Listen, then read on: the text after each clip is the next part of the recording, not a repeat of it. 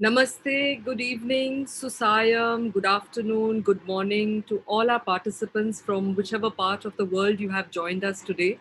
We are on the 11th day of the Global Festival of Yoga, and this year's theme is healing, well being, and wisdom. We've had various speakers, but for the last few days, we are focusing on how to work on emotions. So, yesterday, Dr. Richa Chopra had spoken to us about pacifying the storm of emotions. And we looked at how the Yoga Sutra helps us to look at these emotions and deal with them effectively. This morning, we had a wonderful session by Anupama Dasji. It was a very simple session on basic pranayama. And we know how important breath is on regulation of emotions. This evening, we have a session by Kavita Srinivasan ji, and she's going to be talking to us about another very important dimensions of our emotions, which is our childhood traumas that we experience, and sometimes we put it below the carpet. So she's going to help us understand how we can face them in a manner that can help us connect to our deeper selves. So the topic of her presentation is how to heal childhood trauma and live a more aligned life. I'd love to invite Kavita Srinivasanji to please come on the screen. Hello, everyone. Hi, Hello. Anuradha. Thank you so much for having me. Namaste. Thank you very much for joining us. We've also trying to bring to you voices from different parts of the world and in their own journeys. So Kavita ji is joining us from Dubai. Very happy to have someone from the Middle East to come and represent that part of the world also on this show. So just a small introduction because there's lots to be said about her. But she's now a conscious parenting coach. She specifically focuses on healing childhood trauma. She was formerly the editor of chief of Cosmopolitan Middle East and Hello Indo Arabia. She resigned from her career, and after 3 years, 3 years after her son was born, but she had a challenging experience, a traumatizing experience trying to parent the child. And when asking questions to herself, she did not come across anything very substantial until she met Dr. Shefali Sebari, whose operas go to for parenting. And through that she discovered that the way we experience parenting is has to do with the way we were raised by our parents. And she'll also share her personal experience of a little bit of difficulty that she had, the way she was nurtured and brought up. And she'll talk to us about all of that. After that, she did her studies from the conscious parenting she's become a conscious parenting coach in 2020. She will be studying her MA and PhD in East West Psychology in the California Institute of Integral Studies. And her deepest intention is to help parents the way no one helped hers. And it is her purpose and drive to heal childhood trauma. So we as parents you can be better parents to our children, and every child deserves to have unconditional love, acceptance, and nurture. So, just would like to share with you that we are looking at how yoga helps us to heal, how different schools of psychology help us to heal. So, we'll be in conversation and we'll take you through this journey together. So, please feel free to ask your questions at the end, the last 15 minutes, on the Q&A box. So, with these questions, I'd like to start my question answer session with Kavita ji. So, the first question I have for you is please tell us about your work and its place in philosophy and the practice of yoga. So, if you can help set the context for us. Absolutely. Thank you for that introduction, Anuradha. So, what is yoga? It is living with your mind, body, and soul in harmony, right? Living a more aligned life. And healing helps you connect to your true self and live a more aligned life. And trauma is what disconnects us from our true self. Let's take something as simple as, when you're in your mother's womb, okay? You hear the heartbeat, it's about average of 80. the BPM, right, is what it is. It's very rhythmic, it's very soothing, and you're in alignment, you're regulated. When you experience trauma and you come out into the world, and your outside environment is not friendly, you're not getting the nurture that you deserve, your heartbeat goes out of whack, your body is not in harmony, you're not regulated. So what does trauma do? It throws off that harmony, it throws off that regulation. So the reason we're looking at trauma, and we're looking at yoga, bringing ourselves into harmony through this lens, is because of that. It's a part of the regulation. It is a lens through which we can heal and reconnect with our true self. So that is setting the conversation in context of yoga, and this wonderful month-long dedication that you have to the practice of yoga. And in terms of so that's it. And in terms of how I got into this, and how I got into this work is very much a personal story, but I'll get into that a little bit later. Yeah. Yes, so that would have been my next question. That could you share with us a little bit about your personal journey? Because I like coming to this learning, also this understanding of ourselves, and how did you heal yourself? What was the process that you underwent? So, few Well, words of I haven't healed myself, but I'm in the process of healing myself. I think it's a moment by moment thing. But how did I get here? It's a very personal story. But I'm ready to share it because I think it's important. Um, I thought I was okay till I had my child.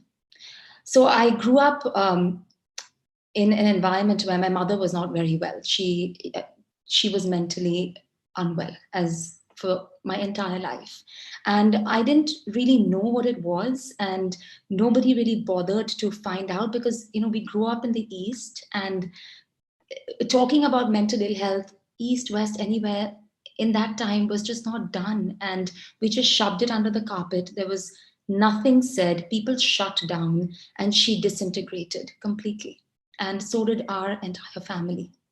And I was in boarding school from a very young age, and it was very difficult. One thing after the other happened, it was complicated, and I survived, as we always do. We create coping mechanisms. Our ego kicks in, and I thought I was okay. And I was successful, a good student. I had a child, and everything was great. I, married a wonderful man, and everything was good. And I thought that I was okay. And then when I had my child, in 1 second, literally, Anuradha, before he came out, I was fine. The moment he came out, I could not breathe. I could not take a deep breath. My entire chest tightened up, and I had a panic attack. My heartbeat went into disarray. I could not see him. I locked myself up in a room, and that went on for a long time. I was miserable. I, I just could not bring myself to parent this child, and I wondered what was wrong with me. I tried to look for help. I loved him, but I just could not bring myself to do much. And and it was difficult. I mean, that's the understatement of the century, and I could not get the help that I needed. Till, thankfully, I met Dr. Shafali Zabari through a friend of mine who does work with Mind Valley in the Middle East. I don't know if you've heard of Mind Valley. And she came here, and I interviewed her. And what she said changed everything. She said, the reason we are not able to nurture is because we haven't gotten the nurture. You can only give what you get. So childhood trauma colors every aspect of our lives. So everything from the way we cope, the way we breathe, the way we live, it's all there. But why does having a child really kick in how damaged you are? Is because you have to give everything. And if you haven't gotten anything, then what do you give, right? You can walk away from your boss, you can walk away from work, you can walk away from your husband, you can blame the world, but you can't blame your innocent child, and you have to look within. So when she told me that, um, it just all came back. It all came back. The reason why I could not nurture is because, I used to take care of my mother when she was very ill. And the very concept of taking care of a child at night threw me back threw my body back. My mind didn't understand, but it threw my body back. And this is where the harmony comes in and the regulation, right? It threw my body back into that panicked state at night when she wasn't well and I was solely responsible, you know? And then that started my entire healing journey. I found I found the answers. I started looking within. I studied under her, and yeah, and that's how it all began. And now I work with parents, and the funny thing is, I tell people, you are a parent before you have a child because your first child is yourself, and if you do not regulate yourself, so you don't even need to have a child to be a parent. Then what are you going to give to the world, right? So I work with parents and non-parents, and I do this work, and it's wonderful, and yeah, that's where I'm at, and that's what brought this all about. Thank you very much. There were a lot of important ideas that you put in there, and I would also like to share with the audience that our connection is through the Sri Aurobindo Ashram because you're married to a very dear classmate of mine, Shridip Ganguly. So I just also wanted to understand from your own experience that having also had some exposure to yoga through the Sri Aurobindo, being exposed to the yogic world and to see these parallels, because when I listen to you, I'm aware that that we have different schools of psychology, like the psychoanalytic school that talks a lot about the subconscious and to what extent our lives are shaped by our childhood trauma. But our the yogic way also allows us to look at this entire experience in a more conscious manner, just like you would have done through the psychodynamics. So, would you like to just explain a little more your understanding of who we are and what was your process exactly of dealing with this pain that you had undergone and the shock of the body in this traumatic situation? Yes, so that's such an important question, Anuradha, because you're right. It everything. There's no one thing, right? Everything has to work together. There are different things that come together to bring us into harmony. How did yoga help me? Well, let's just get into asanas and breath work.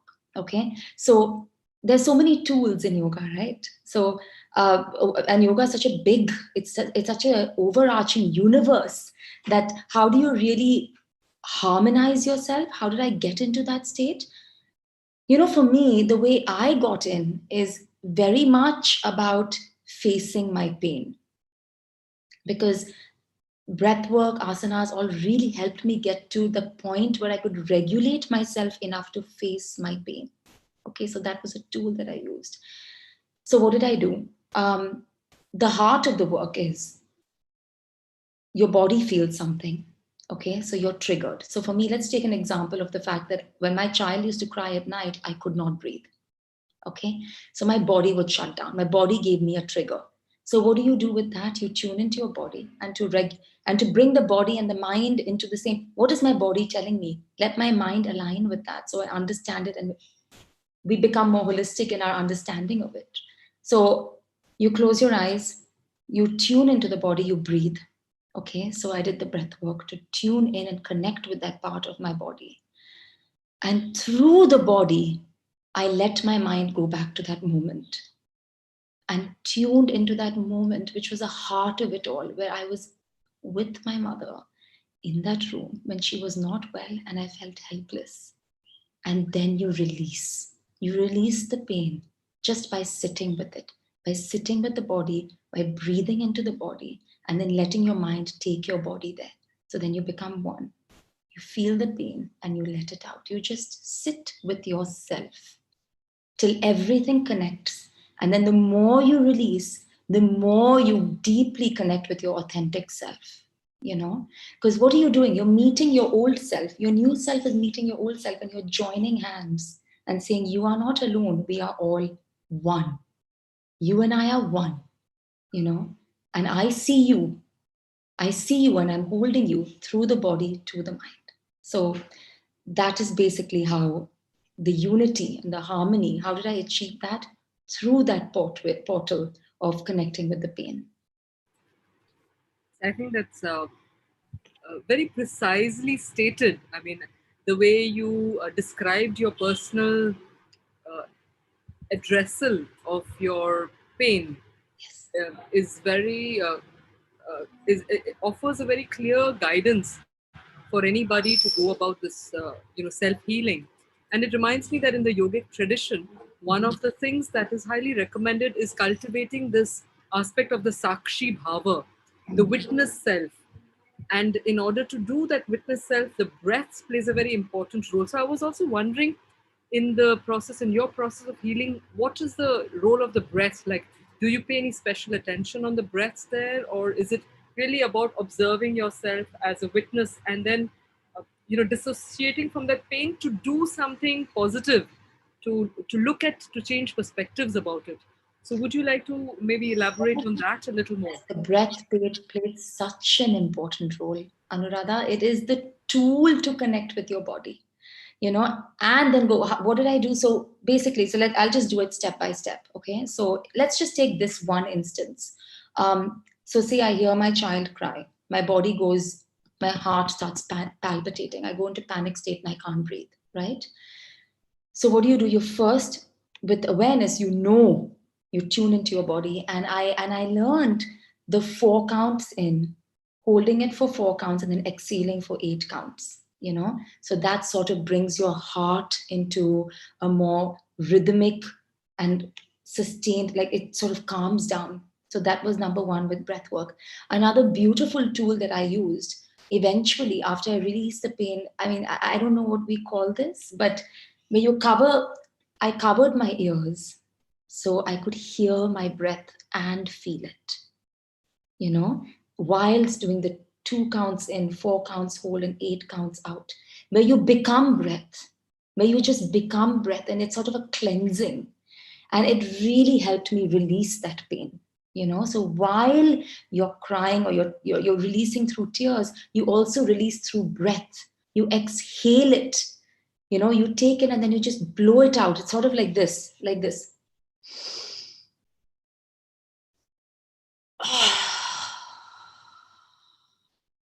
You just blow it all out. So yeah, breath was a very important tool to access that, to calm it down, and then to release it. Yes. Yeah. I think that was, just looking at you, it one could almost feel that release with the Yes. that you just literally throw it out. It's like putting it out Yeah, in you the air. just, yeah. Yeah. Yeah. Thank you. Another important question is regarding, uh, how do you really describe trauma? Like, what would be the definition of trauma? Because as you said, that there might be people experiencing trauma in different situations, but not fully aware of the fact that they're going through that experience. So, how would you define trauma, and how do you work through it to embrace your own true self? Yeah, absolutely. Such an important question. There's a really renowned psychiatrist, psychologist called Dr. Gabor Mate. Have you heard of him? He's amazing, and he's a trauma specialist in the West. And he just came out with this documentary called The Wisdom of Trauma. And he describes trauma in the most beautiful and succinct way. Trauma is what disconnects you from your true self, and healing is what connects you to your true self. So, trauma is what stands in the way of you connecting with your true self. So let's just take this back to our earliest years of life, right? Where in our mother's womb, we come into the world, we are pure essence, we're close to source energy, we are divine, right? We are fresh, we are clean, we are not at all polluted or affected by the human world yet. Okay, so we come fresh and clean. We are our true selves. We are a blank slate. We are pure. Then things start happening to us. So let's take a small example. Okay, a child cries and the mother does not pick it up. Okay, because she's busy, or she's stressed, or she's depressed, or she's overwhelmed. The mother does not pick it up. So the child goes into a state of panic, like, nobody's picking me up, nobody's picking me up. And then the child shuts down. So what happens? The fight or flight response, right? If you go into the neurology of it, it's the fight or flight response. You cry, you cry, you cry, then you realize the world is an unsafe place, nobody's responding to me, so you just shut down. That is trauma. You don't believe that there is somebody on the other side who will take care of you. And so what is your coping mechanism? You shut down. Okay. So instead of being your authentic self that trusts the universe and trusts the source energy that you came from, which is, we are all pure joy. We are meant to not suffer. We're meant to be joyful. These formative experiences, this childhood trauma, disconnects you from that. You stopped trusting. You stop trusting. You start shutting down. So then, if you take that into adult life, let's just take that one tiny aspect, and you're confronted with a situation where, say, you are not getting the response that you need, or a stressful situation, then instead of communicating and connecting with yourself and knowing that you are the answer, you shut down and you block, right? So that is trauma. It disconnects you from who you truly are, which is one with the world, and the world is to be trusted. But these formative experiences may teach you that the world is not to be trusted. So this is a tiny example of how trauma could start and disconnect you from your true self. Yeah. Yes, I mean, I think like listening to you, another thought that struck me as a parallel from the Yoga Sutras is Yes. this whole, the beginning of the Yoga Sutra that defines yoga as yoga chitta vritti nirodhaha, that it's a stoppage of these movements. Now, these movements, in the case that you're talking of, are deep down. They're from our past, our young childhood days, things that have been unaddressed, but that would come up and impact or affect or influence the way we look at the world. Yes. And they talk of them as klishta vrittis, that they, because of the repetition that one might have experienced, they Mhm. become so opaque, in the sense they're so thick that we no longer trust ourselves. Like you said, that's why I love the idea that you presented, that first we need to be parents to ourselves, in that sense that we really need to uh, love our own child, the inner child that you also refer to. And therefore, the whole process of being able to let go. And in the Yoga Sutra, also, the third sutra says that the moment one is able to do this calming down, then suddenly we have connection with ourselves. So, tada drashtuhu swarupe avasthanam. You're suddenly established in yourself. So, very beautiful, your description of the trauma. And I think it's important for us to be able to identify these movements of consciousness within ourselves, because only then can we do something meaningful with them.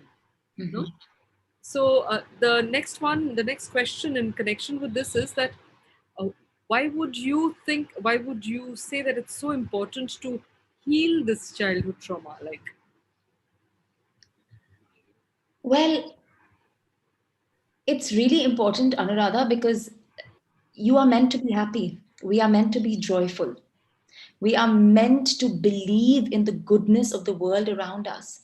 And so let's just, that's a philosophical concept. So let's just take it into a more day-to-day living sort of way. I'll take myself as an example. Okay.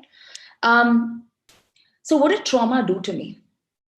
Okay. I shut down, right? When my mother was unwell, uh, I I was not nurtured. I was in boarding school at the age of 6.5, 7, alone, and I did not know what was happening. Right? So you are not nurtured into an adult. You are not soothed. You're constantly in fight or flight response. So you're not really calm enough to understand the world and its beauty. You only see the world as an unsafe and abandoned place, like where you are rejected, you are pushed aside, and you are not worthy. You understand? So if you get the love and the nurture in your formative years, we understand the world through the eyes of our parents. We listen to the world through the ears of our parents. The language that we speak, the eyes, ears, senses, everything that we form is through our parents. Our parents are our understanding of the universe. Okay, so if they are not there, then the universe becomes an unsafe place. You feel like you're not worthy because you're not. Where is the nurture? Where is the love? Where is the care? You are not there. And so are you worthy of anything? So your internal vibration is that right, of unworthiness, of, I'm not worth anything, but you're not, you are beautiful. Each one of us comes here with a gift. Each one of us is special. That is our true self. But the trauma, the abandonment, the unresponsiveness, or whatever pain there is, takes you away from that. You start believing that you're unworthy. You start believing that the universe is a bad place, that it's a difficult life, and it's not a good life, and life is hard and it's tough and it's full of suffering. You start believing those things, right? But they're not true. The universe is not suffering. It is that experience of trauma that made you believe the universe was suffering, and hence you live a life believing a lie, and your life starts becoming unworthy. You start living unhappiness. You start projecting into the universe what is within you. So you're not in harmony with the universe. You're not in harmony with yourself, and that is what it does to you. That is why it's so important to heal this. So how do you heal it? It's really simple. You just meet it. You just meet it and you release it, and you start realizing that that was one small part of a really beautiful and big picture. It's just one small part. It is not everything. And when you don't heal it, you start looking at the world through that lens and believe that the trauma is everything, which is not true. It's a lie, right? It's a lie.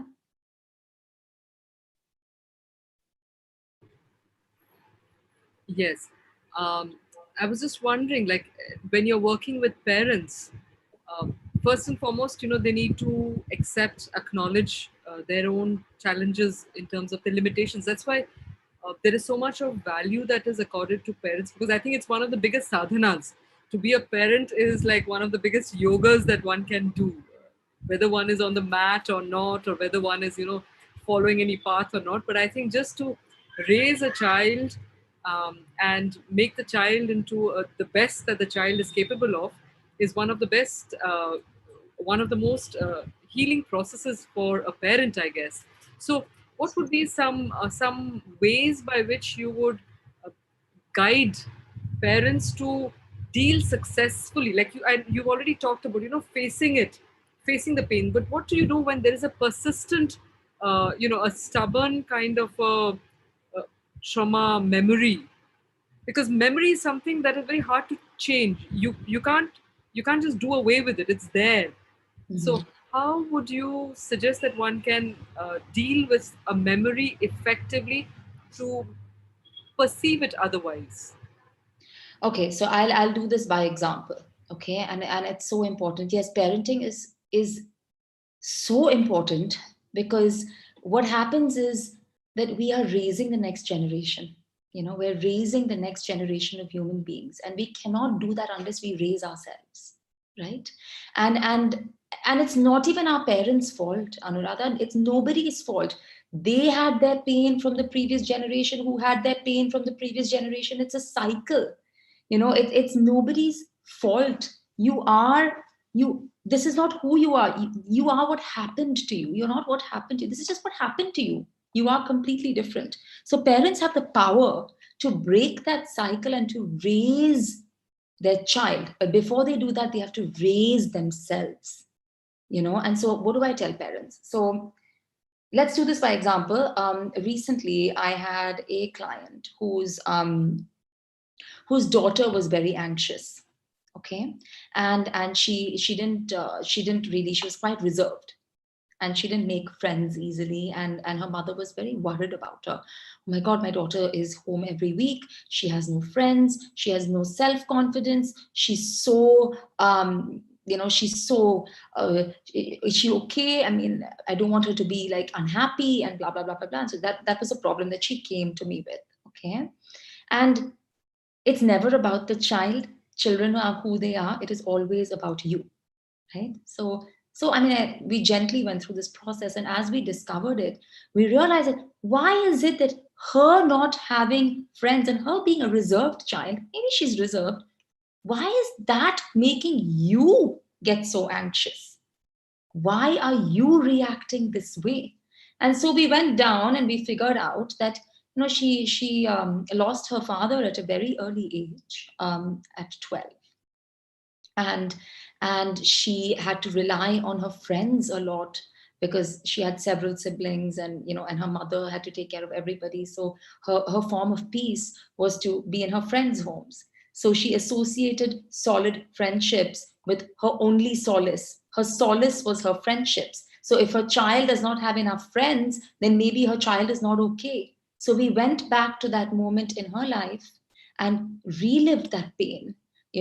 It's very difficult. You need to have a safe space, you need to have somebody supporting you, and you need to have the courage. So over the course of months, we faced the pain, released that slowly through tears, through sitting with yourself, through really not running away from it. And as you said, it can be very stubborn, because this has been in our minds and solidified our neural pathways and who we are and how we see the world for decades. So it takes time.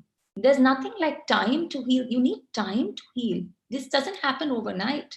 It's a slow but beautiful process when you stick to it. So now it's been several months, and releasing she's finally releasing enough that she can see her daughter and realize, okay, this is her journey. She's a reserved child.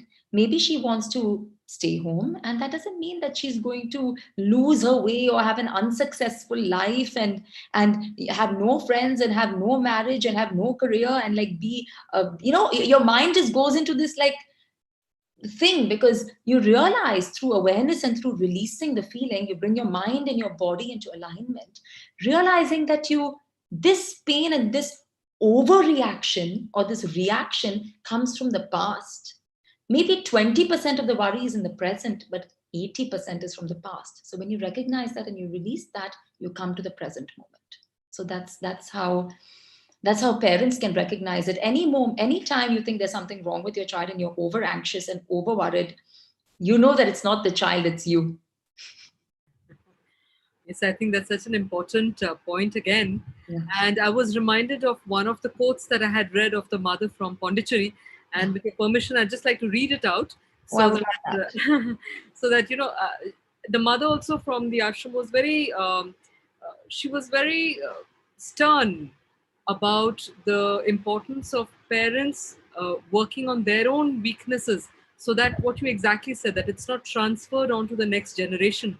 Yeah. So here she says, with very few exceptions, parents are not aware of the disastrous influence that their own defects, impulses, weaknesses, and lack of self control have on their children.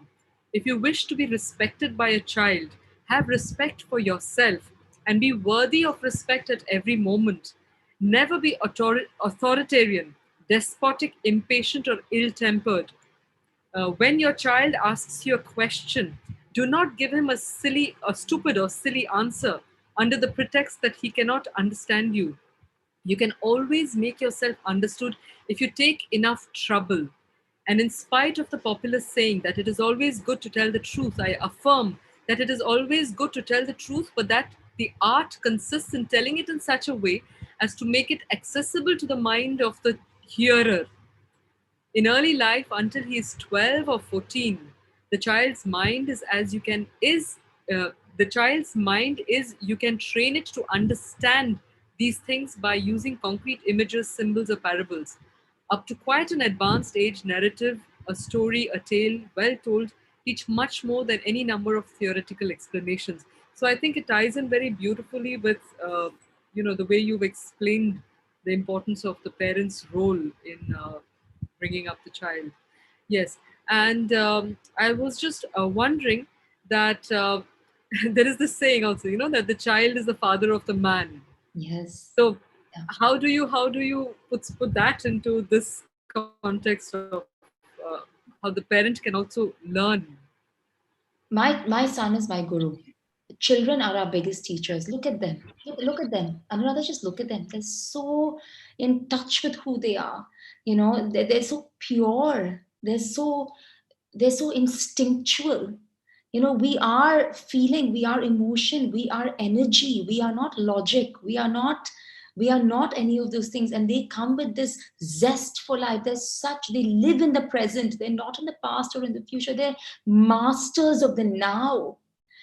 Look at your child, just look at your child playing, just not thinking of anything else but in that moment enjoying that one tub of water or that one paper, and you see the magic of childhood. And the other amazing thing about children, when you say child is the father of man, Anuradha, we rarely love anyone like the way we love our children, and the reason why parenting is such an important way to, ultimately, it's only about raising ourselves.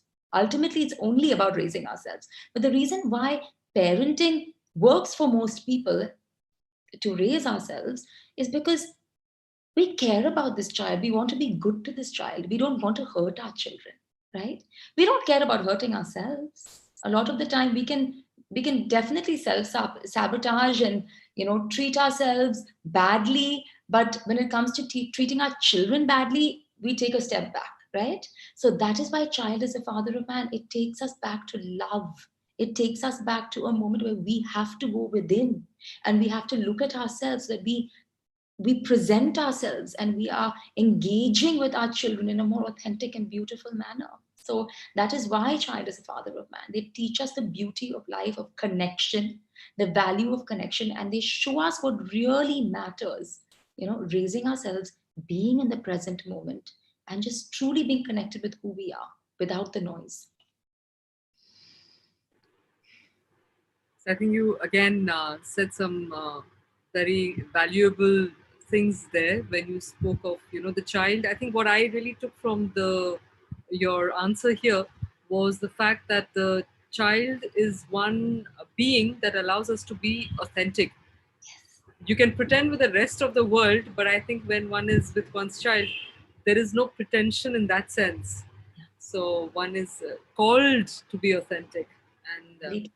which is also the whole purpose of yoga. The whole purpose of yoga is how do we remove these veils one after the other, all these veils that we acquire over time. They could be the veils of pain of childhood, or the later veils of how society expects us to behave, or the veils of the different roles we have to play in life. Exactly. And then how can we meet life, as another beautiful thing you said, as in the present moment, because I guess that's when the joy of living really would unfold. So very beautiful. The other thought that struck me is because when we're talking of pain and going back and attributing it to our childhood experiences, traumatic experiences we might have had, but we also have sometimes cases of people who might have had a good childhood but still are not exactly happy. There is something which is not fully right. So, how would you account for that? I'm just curious to know how does Dr. Shafali, address a problem like that? What is a good childhood? And what is a bad childhood? What is good and what is bad? Nothing. Like, listen, in life, there are three things. So what Dr. Shafali says, because it's a very important question, because people say, well, this child had a loving mother, a present father, and they were happy together. There was love in the house, but still this child is lost, right? So let's take an example. Again, I think this is best exhibited through examples, because otherwise it can get lost. So I have a friend who is who comes from a solid family, a really good family. Mother is very loving, father is very loving, lived with the grandparents. I mean, there's just full happy home, happy home, and the father is a lawyer, and without question, she knew she was going to be a lawyer. She just knew she was going to be a lawyer right from the beginning, very subconsciously and very subtly. She was guided into taking the classes, applying to law school. She didn't even consider anything else, because very subtly she was pushed in that direction, right? And she became a lawyer. And then 20 years later, she woke up miserable and said, "What am I doing with my life?" You know? And this is where I think your school that you went to, and the childhood, and where you are how you have been brought up in the school is so invaluable, because right from the beginning you are only doing what is authentic to yourself. You are learning to learn. You are enjoying the process of learning. Nobody is teaching you that you need to be anything. Do you understand? So you can have a happy childhood. But if you're not being authentic to yourself, and you're not given the space to grow and to be who you are and to be seen for who you are, then then then of course there's going to be suffering, right? And in that vein, my parents, whatever happened to us, of course, was because of circumstance. My mother was not well, but one of the things my parents have, my gift from them is that they have never asked me to be anything but who I am. So today, when I changed from being this publishing maven, to saying, you know what, I'm going to stop and do nothing. I don't know what I'm going to do. And the first thing that my parents said to me was, okay, whatever you need. And do you know that is the gift? So there can be, every home has a story, right, Anuradha? There's no definition of what is a good childhood and what is a bad childhood. What may look like good to me may be not good to the person living it. Like my lawyer friend, who, I used to look at her life and say, oh, look at her, she has such an amazing life, her parents are solid. But then look, everyone has their story, everyone has a story. So yeah, so that's my answer to your question. Yes, again, very beautifully answered. Um, and I was also thinking from another angle that sometimes, again, coming from the yogic perspective, they also talk about certain uh, sorrows that one might carry without there being a necessary precedence for it in any way in a particular lifetime. And they trace it to possibly something that might have happened in another lifetime. I mean, there's a very beautiful book by Edgar Casey called Many Mansions. It's about his answers, about the cases that he solved. But where they talk of the fact that sometimes some of these also have origins in another lifetime. Completely. And the fact that and this is a dimension that the mother again brings in, from a yogic perspective, that souls choose to undergo certain experiences in life. And the answer can also be this, just this awakening and recognizing that if I have chosen to go through this, what is the scope for my growth through that experience? So I'd love to hear your thoughts on this as well, this dimension of why we suffer really. Yeah. Anuradha, that is the most, that is so important, because sometimes we get so trapped in this life and in this childhood and in this pain and in this suffering. But there is this beautiful perspective that this is one lifetime of many, and through many lifetimes that we evolve. And I'm so happy you asked me that, because I'm just going to say it. I recently went to this lady who is a soul reader. Okay, and she's wonderful. She's hugely talented, and she's amazing. And the things that she said something really beautiful. She said the soul comes with a skin, okay, and it's like a web, and we carry tears in our skin from previous lifetimes. And every lifetime is an opportunity for us to heal and to grow, so that in our next lifetime we can evolve even further and further and further. And then maybe in one lifetime we will reach our pinnacle where we are transcendent. And in that lifetime, our concerns will not be childhood or this sort of healing. Our concerns will be even bigger. Our gift to the world will be universal. It's like the mother, maybe. Like these beautiful souls who come after lifetimes of evolution to raise the human race and push it further. So yes, this lifetime is one small speck in a grand scheme of things. In my what you said is so important, because I in the beginning, when I first started this, I would look at people and be like, I'm so frustrated that it's so obvious what she needs to do to change, but why isn't she doing it? Why isn't she doing it? But then when I shifted to this very perspective that you brought up, which is so beautiful, I said, this is not her life for this. Everyone has a time, everyone has a place, everyone has a journey. It will come. And when you take that perspective in life, you rise, and that is where you embrace the true joy of evolution, right, and of growth. And thank you very much for uh,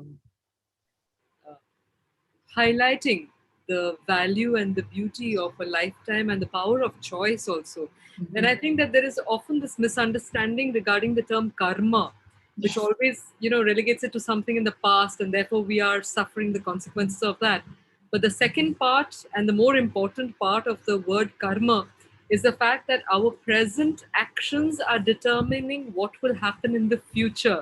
Yes. So, what you said. So, if you're either sitting and lamenting about a traumatic experience of the past, there is absolutely nothing that prevents us here and now to change that and live a life in light and in happiness in the future.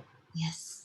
And if we cannot look at that, then we will continue to perpetrate what we have undergone and pass it on, like you said, to the Yes. next generations. Completely. So Completely. wonderful, wonderful. So I don't know if you'd like to comment on that something more, and then I think we should go on to the questions because there are quite a few questions coming up, and we'd love to hear from the audience and also, to see they'd love to interact with you on this. Yes. You've said it all, Anuradha.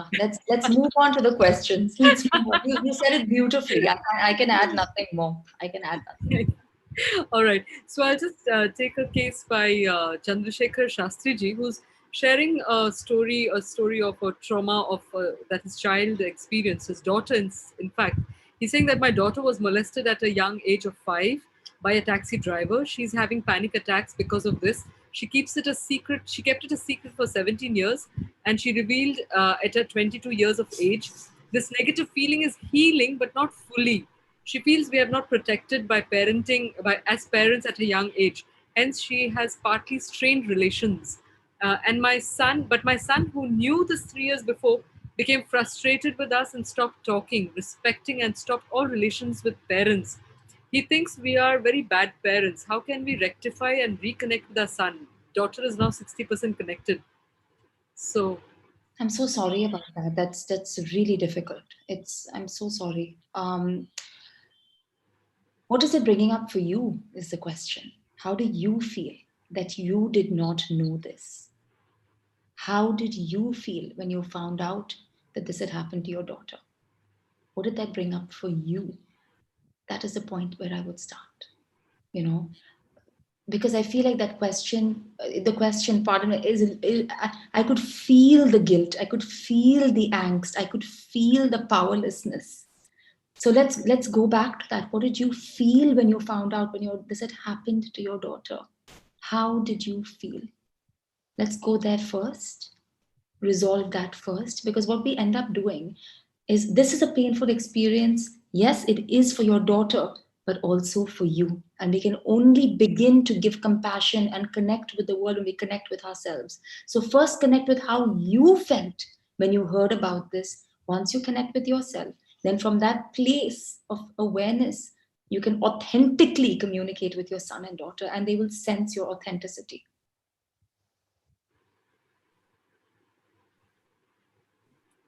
yes, I think the difficult situation in these cases is that uh, it was not in one's knowledge that such a thing like this happened. Yes. So there is what you're trying to say, a kind of a retrospective guilt, but there is honestly no reason to feel the guilt because there is nothing that one could have. It's not in one's knowledge that things happen.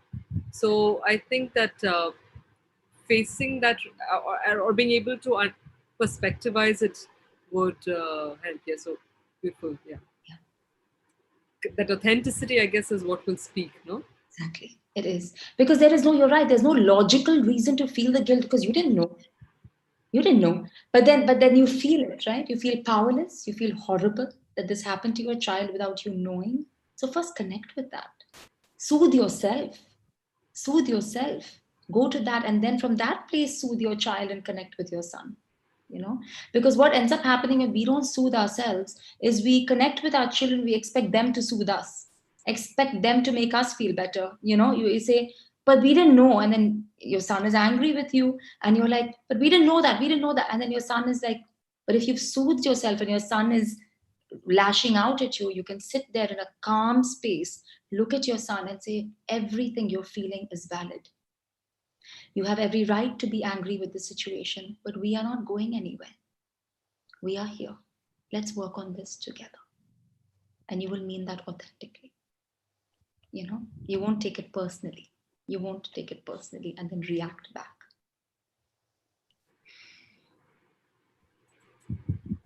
Thank you.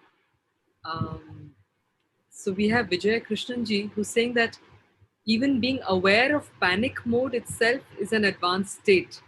Usually we lose ourselves during our mental disturbance.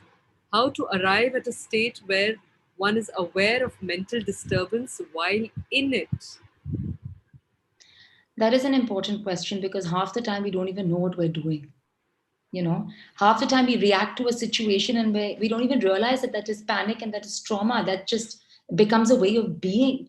So how do we wake up to it? Some people do and some people don't. Some people do and some people don't. And that's why I think parenting is such an important, it can be an important trigger. I think of parenting as a trigger for your own trauma. It's a very powerful way of you to awaken to yourself. And that's why I didn't realize that I thought it was fine. I thought I was perfectly fine till I had my child. And then I realized, why am I panicking? What is this? I can't go to my child. I can't take care of my child. So that was the moment when I woke up. And I was 36 when I had my child. For 36 years, I thought I was perfectly fine. So a lot of the time, you don't even realize where you are. And sometimes you do, and sometimes you don't. But the way you can come into awareness is if you're reacting strongly to a situation with an emotional charge, then that is a clue that it has something rooted in the past, which is related to panic or trauma or something unhealed.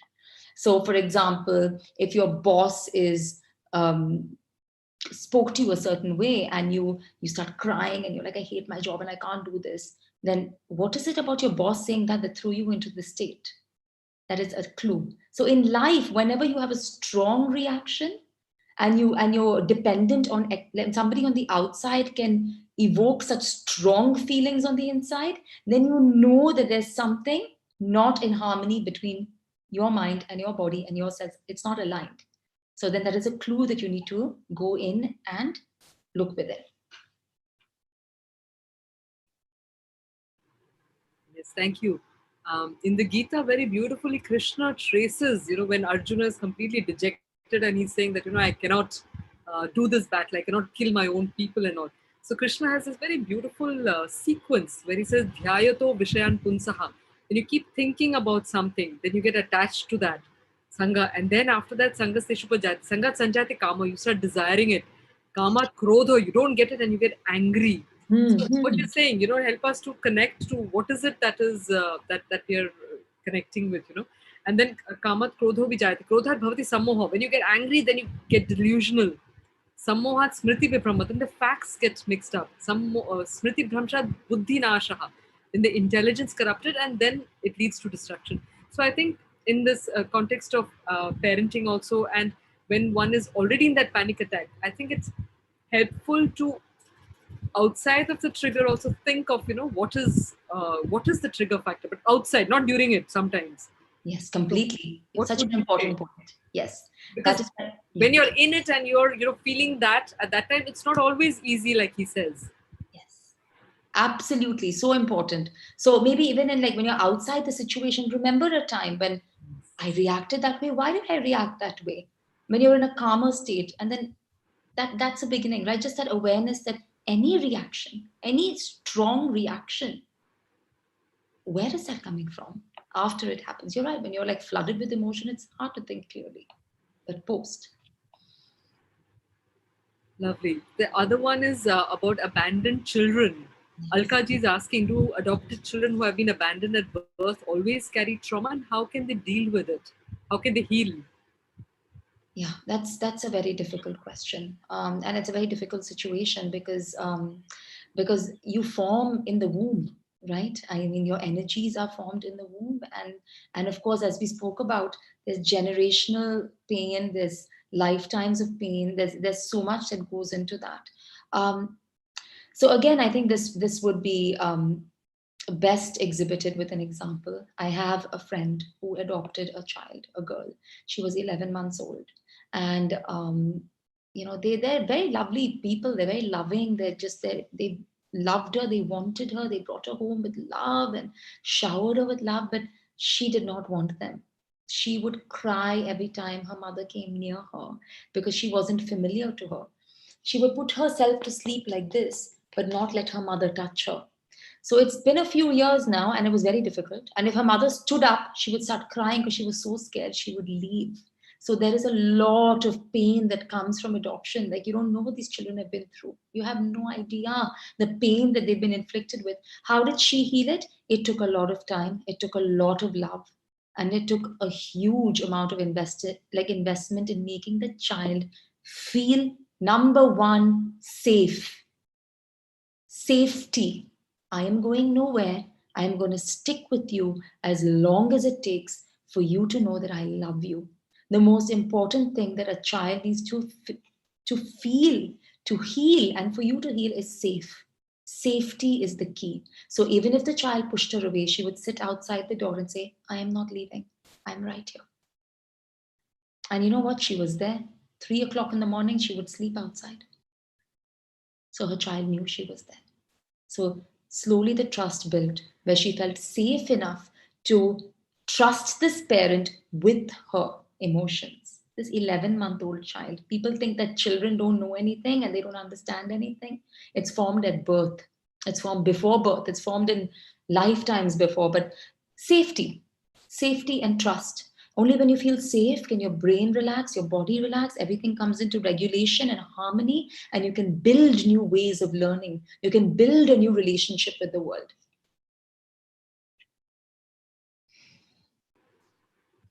Very important. Um, that concept of safety. Yes.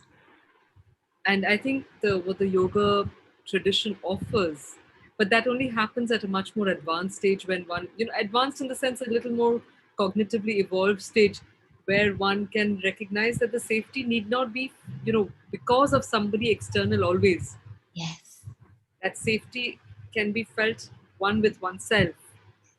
I think that is a very, very beautiful possibility that the yoga tradition offers, um, to find that self-sufficient safety with oneself.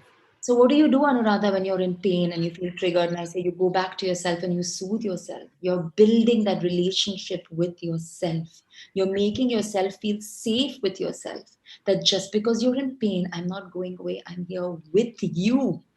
I am with you. And when you build that relationship with yourself and can trust yourself, then you only go within. You don't look on the outside for love, for approval, for worth, because you trust yourself. You go back within, you know? Yeah. In fact, in the Gita, Sri Krishna almost resumes summarizes the entire text when he says, who's the sthita prajna, this knowledgeable soul? It says, one who's satisfied in himself, content in himself and by himself. Atman yeva atmana tushtaha. Such a person is one who is at peace. But all these are much easier said than actually practiced, but I guess we're all on the way. That's To little by that. little. Little by little, one step at a time, I guess. And then hold each other's hands also, I believe. I think that's so important. So So important. we have a question by Reena Raghav ji, a good friend. She's saying that grateful for sharing this space with all of you and Kavita ji. Two questions. Is there a daily practice that you recommend for someone who wants to heal from trauma but doesn't know where to begin? And I would love for a friend to listen to the session where it can be, where can it be accessed or shared for those who need it. So just I'll answer that second part, that all the videos, all the sessions that happen on this festival are available on indicayoga.com, on the YouTube channel of Indica Yoga as well. So you can please find all of this content long after it's over. And that's why we try and bring in valuable resources from across the globe. So Kavitaji, over to you for that first question, that regular practice that you would recommend. There is only one thing, and I feel like this is everything, is when something, and it sounds really simple, it sounds really, really simple, but it is very, as Anuradha said, so difficult, easier said than done. But when you start doing it and you build the muscle, then you slowly, it's like exercising. You don't develop abs overnight. You go to the gym and you persist. So this is the one thing that I have started doing every day, is whenever you feel like something is inciting a reaction in you, stop for a second. Like if somebody has made you angry, or if somebody has excluded you and you feel upset by that, or if somebody has, let's just do this by example again. If you have four friends, I'm just sorry, this is just the first example that comes up. You have four friends and three of them are having lunch and you are not invited. Okay, let's just take something really simple like that, because it's a very mundane and simplistic example. You feel left out. You say, oh, they're doing it without me, how dare they, and like, what's wrong with me, and you start questioning yourself. Realize something. Nothing, anything, the world is not doing anything to you, you are doing it to yourself. Go within. The way people treat you is about their own struggle. It has nothing to do with you. When you start with that, that is healing. When you stop looking at the world as your perpetrator and start realizing that everyone has their own struggle, the way people treat you is really not about you. It is only about their own struggle. You start healing. Then you go within. Why is it that them not inviting me for lunch is making me feel left out? Why is that? Because I feel like, I'm not worthy, I'm not fun. Why do you feel like that? Because, in when I was younger, like, I was made to feel like this. Why were you made to feel like that? Because so you go deeper and deeper and deeper. And then when you reach the heart of it, which is probably abandonment or loneliness or not being seen for who you are by the two people who really had power over you, your mother and your father, when you get to that point, then you hold yourself, you feel the pain, and you soothe yourself and say, I see you. I love you. And I'm here with you. And I'm listening. And that is it. That is it.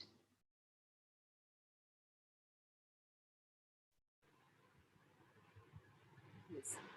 Thank you for that.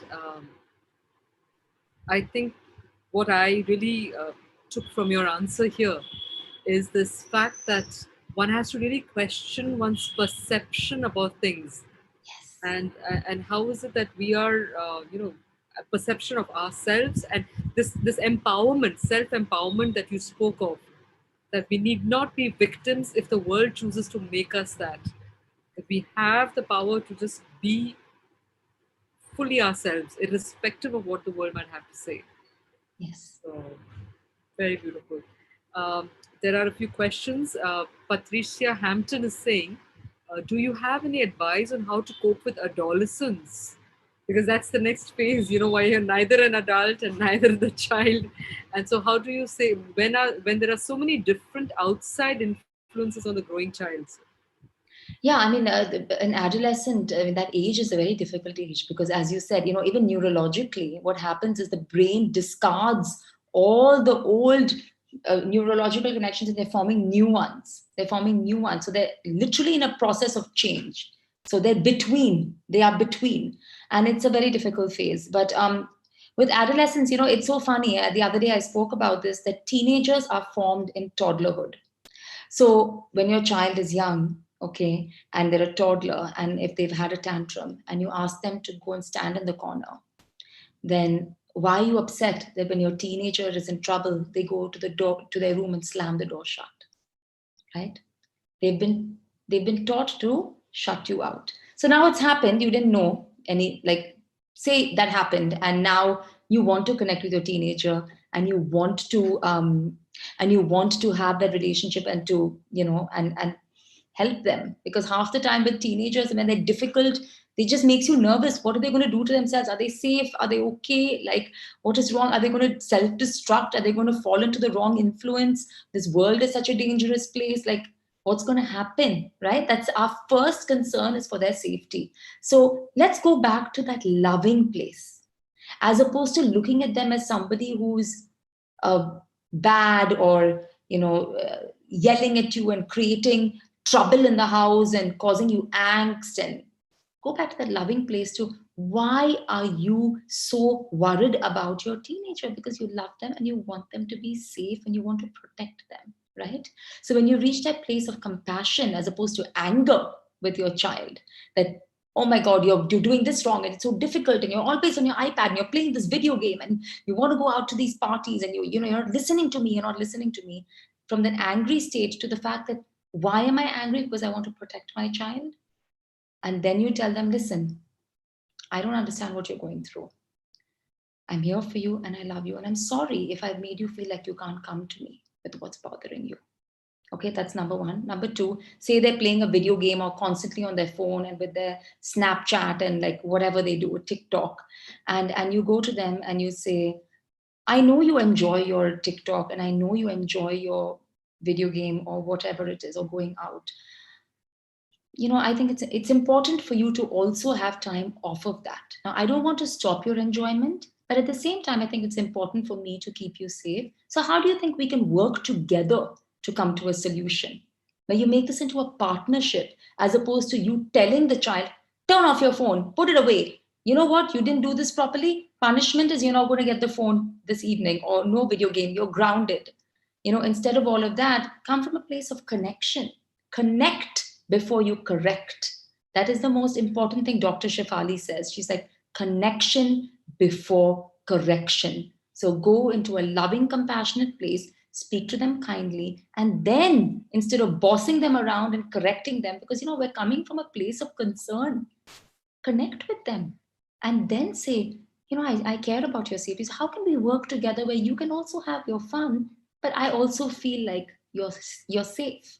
Because that's authentic connection, right? Thank you. Connect before you correct. I think that's wonderful. We've got Debraji, who's grateful for the session. She says, I can only say thus. It is very timely as my brother just died 2 days ago and we spent little time together as our childhood was very traumatic.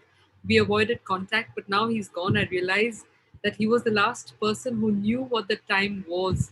It is flooding back decades later. So the pain of losing a sibling and how do you, yeah, how do you I'm so sorry. So deeply sorry about that. Really. How do you deal with that pain? How do you deal with that pain? You hold back and you feel the pain.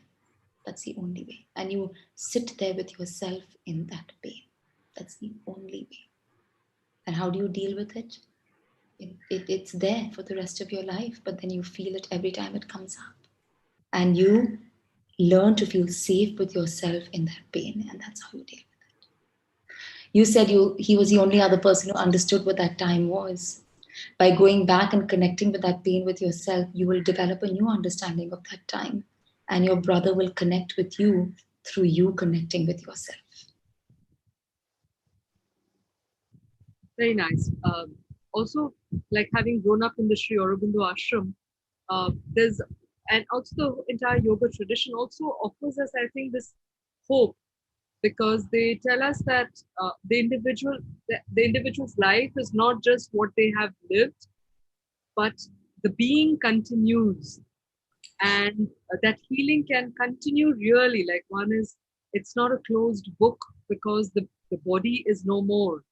So I think if one can have that conversation at a deeper level and possibly bring closure and resolve with the being that has passed. But that's also the reason why in the Indian context, we do the Shraddha, because people who leave, who move on to other worlds, and today in the time of Corona today, we have so much of this pain of parting because of death. And people are traumatized in a sense because a lot of it has happened unexpectedly as well. Yes. A friend of mine lost her mother, and the terrible sense of abandonment. And I think the answer, the hopeful message that the yoga tradition and all these spiritual traditions offer us is that the essence has continues, and if we can face that and allow things to to close in a joyful manner and let that being go, then it is a resolution for oneself. So what you were saying, but from a different angle, that you have to sit with yourself and let go, resolve that problem with that conversation with yourself and looking at that. But it also releases the soul that has passed. Completely. So I think it's very, very important. Yes, it's beautiful. Um, just one more by George Gallagherji, who's saying that regarding dukkha, physical suffering may lead to trauma and multi generational trauma, like we see for so many communities as well. Poverty prevents psychotherapy and compassionate inquiry. What is your message to the globally impoverished? Please and thank you. I've thought about this so much, and it's horrible to think that people are in this state and they cannot be helped, right? A lot of the time, when your concern is how to put food on the table, are you really going to reflect on that? Like, your needs are so immediate, right? You just want to feed your family, right? So the way that I have come to terms with that, and this is how I understand it, is, and what I've learned through everything that I've studied and what I'm learning as we speak, is that everybody has a time and a place, and every lifetime has its challenges, and maybe in one lifetime I was that impoverished person who did not have the ability to heal and get psychotherapy, because my concern was clothing my children and getting enough money to put food on the table. This is not the lifetime. It will come. It will come.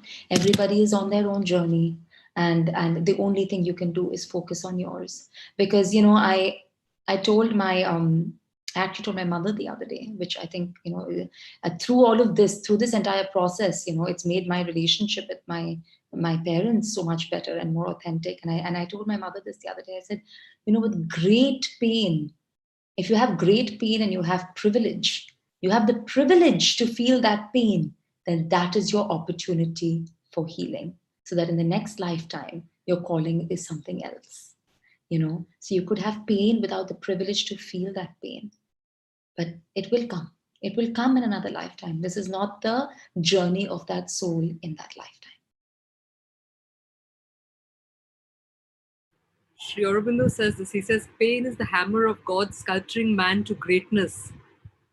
So it's what you just said in different words. And a lot of gratitude coming towards you from Patricia ji and Deborah ji. Thank you. And Thank you. also Uday Subramaniam ji, who's saying that this was an excellent session and is grateful for the experience.